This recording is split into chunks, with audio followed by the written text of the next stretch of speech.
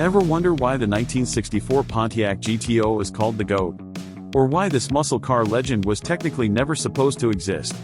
Well, strap in because we're about to take you through 7 absolutely insane facts about the car that invented the muscle car era. And trust me, some of these secrets will make you look at every GTO differently. If you love classic muscle car content, hit that like button. It really helps the channel grow. Number 7, the illegal birth. The 1964 GTO wasn't just rebellious on the streets. It was born from an act of corporate rebellion. General Motors had a strict policy in 1963, no intermediate-sized car could have an engine larger than 330 cubic inches. It was a safety rule, set in stone. Breaking it meant termination.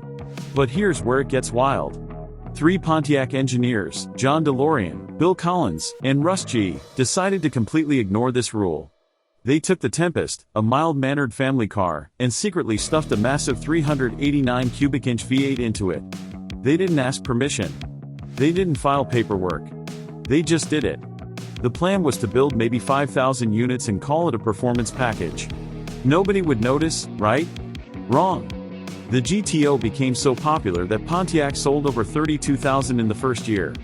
By the time GM executives found out, the car was making too much money to kill. DeLorean later admitted he expected to be fired. Instead, he got promoted. The GTO was born from breaking the rules, and that outlaw spirit defined everything that came after. Number 6, the name nobody could say. GTO stands for Gran Turismo Omologato. It's Italian for Grand Touring Homologated. Sounds fancy, right? Well, here's the problem. Almost nobody at Pontiac could pronounce it correctly. Dealers butchered it. Salespeople avoided saying it. Even the engineers who chose the name struggled with it. But that's not the weird part. The name was actually stolen. Ferrari had been using GTO on their legendary 250 GTO since 1962. Pontiac just took it. No permission. No licensing. They literally borrowed Ferrari's badge for a $3,000 American muscle car. Enzo Ferrari was furious. His lawyers sent threatening letters to GM. They claimed trademark infringement. They demanded Pontiac stop using the name immediately. GM's response? They ignored every letter. Ferrari eventually gave up because fighting a legal battle in America would cost more than it was worth. The kicker? Most GTO owners had no idea their car's name came from Ferrari. They just called it the GOAT. Today, that nickname is more famous than the actual meaning of GTO. Pontiac's act of automotive piracy became one of the most iconic names in car history. Number 5, the secret tri-power testing ground. The optional tri-power carburetor setup on the 1964 GTO was legendary. 3 two-barrel carburetors feeding that monster 389 engine. But where did Pontiac test these setups? Not on a track. Not at a proving ground. On public roads. Pontiac engineers would take pre-production GTOs and drive them on Woodward Avenue in Detroit late at night. They'd race against anything that pulled up. Street racing. Using prototype cars. On public roads. This wasn't officially sanctioned, but management looked the other way. One engineer, Jim Wangers, became famous for these midnight testing sessions. He'd challenge anything on the street, Corvettes, Jaguars, even other Pontiacs. He wasn't being reckless. He was gathering data. How did the tri-power perform in real conditions? How did it handle against the competition? The wildest part? Wangers would sometimes let random street racers drive the prototypes. He'd hand them the keys and say, "Show me what you got." He learned more from street racers than any test track could teach him. The feedback from those illegal runs directly influenced the final tri-power setup. Pontiac never officially acknowledged this testing method. They couldn't. But every engineer from that era admits it happened. The GTO was born on the street and refined on the street. Number 4, the missing first 250. The very first GTOs off the assembly line have a mystery that nobody can explain. The first 250 cars built in September 1963 disappeared from official records. VIN numbers exist. Build sheets were created. But the cars vanished. Here's what we know. These early GTOs were pre-production models, technically 1964s but built before the official launch. Pontiac planned to use them for testing, dealer displays, and press cars. About 50 went to journalists. Another 100 went to dealers for showroom displays. The rest? Nobody knows. Collectors have been hunting these ghost GTOs for decades. Only 23 have been confirmed to exist. The rest simply vanished. Some theories suggest they were crushed after testing. Others believe they were secretly sold to Pontiac executives. The wildest theory? They were shipped overseas for international testing and never came back. One of these early GTOs sold at auction in 2019 for $450,000. The buyer could only verify its authenticity through coded stampings that most people don't know to look for. If you own a GTO with a September 1963 build date, you might have one of the rarest muscle cars in existence. Number 3. The Dealer Code War. Pontiac dealers weren't supposed to advertise the GTO's true performance. GM was terrified of lawsuits and insurance problems. Official advertisements showed families driving GTOs peacefully. The reality? Dealers were running their own underground marketing campaign. They developed a secret code system. Newspaper ads would say things like family performance or responsive handling. To normal readers, it sounded boring. But street racers knew these were code words for "this thing is fast." Dealers would wink and hand out modified spec sheets listing the real quarter-mile times.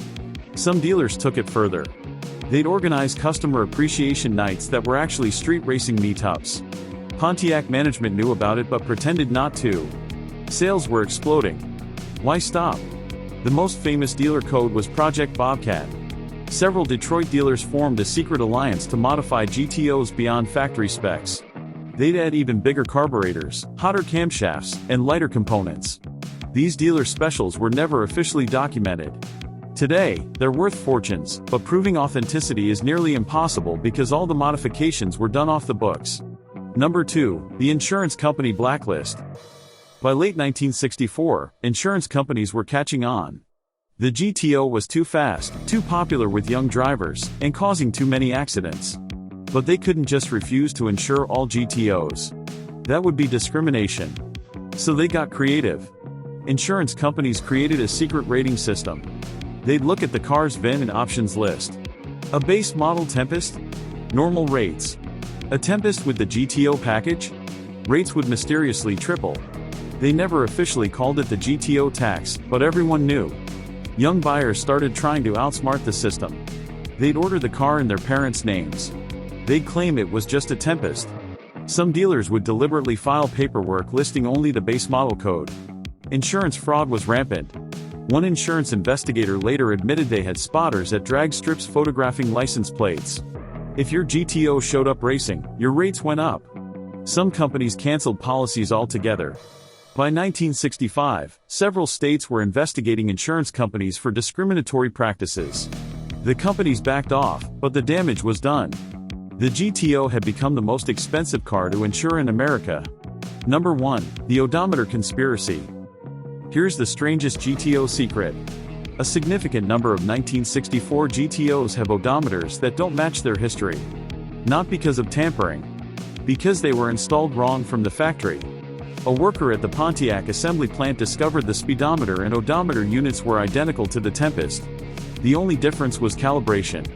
But somebody ordered the wrong batch. Hundreds of GTOs left the factory with Tempest odometers that ran 15% slow. Owners would drive 100 miles, and their odometer would show only 85.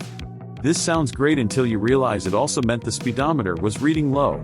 Drivers thought they were going 65 when they were actually doing 75. Traffic tickets piled up. Accidents happened. Nobody understood why. Pontiac discovered the error in December 1964 but never issued a recall. They quietly fixed it on later production but never told early buyers. Today, you can identify these cars by comparing the odometer reading to maintenance records.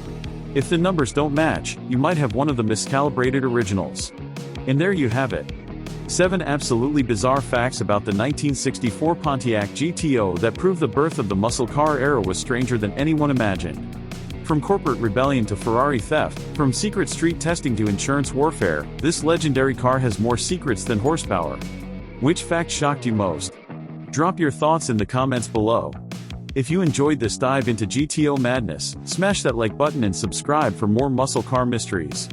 Until next time, keep the rubber on the road and the legends alive.